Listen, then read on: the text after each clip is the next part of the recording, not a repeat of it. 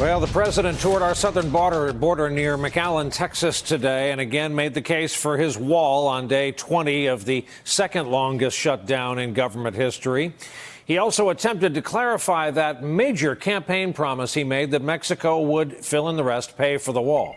This is common sense. They need a barrier. They need a wall. If you don't have it, it's going to be nothing but hard work and grueling problems.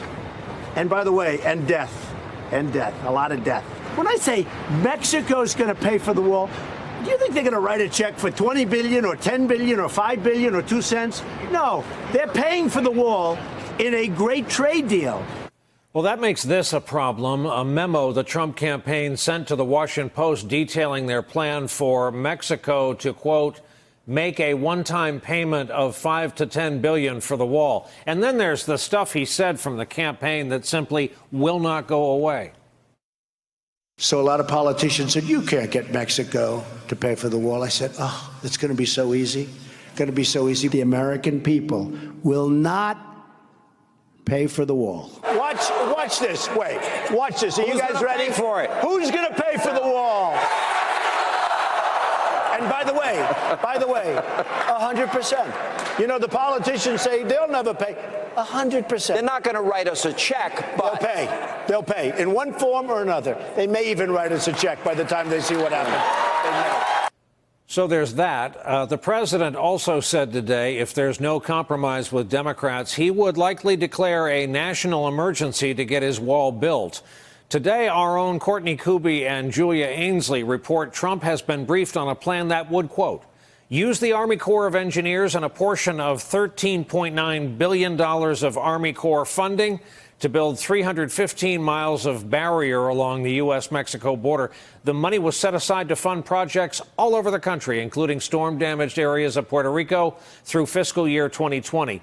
Tonight, Senator Lindsey Graham is urging his friend Trump to declare, you guessed it, a national emergency. He wrote on Twitter, quote, Mr. President, the Democrats are not working in good faith with you. Declare emergency. Build the wall now.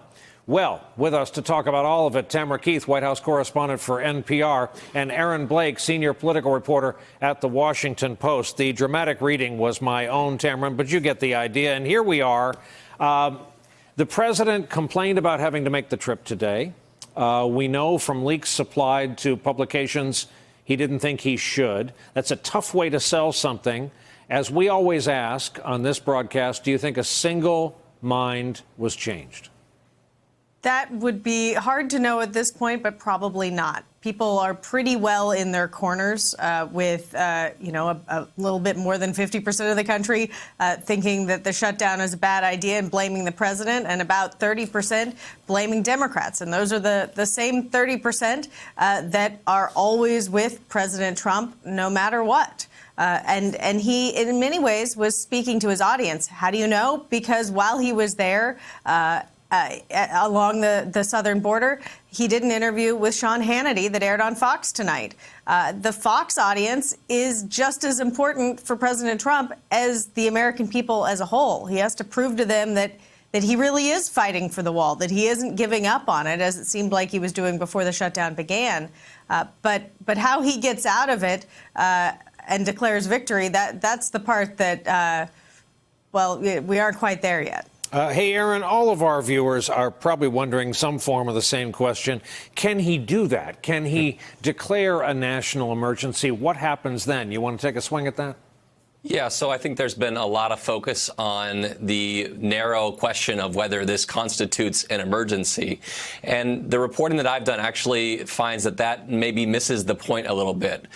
Presidents have pretty broad latitude to define a national emergency according to what they want. There is a separate and related portion of the law, though, that involves the money here. And if you look specifically at that code, it suggests that this needs to be, one, for a military purpose, and two, that military purpose is one of two things, basically. One is constructing military facilities, and the other is purchasing land. If this somehow gets struck down in court, it is more likely to be not because it is not considered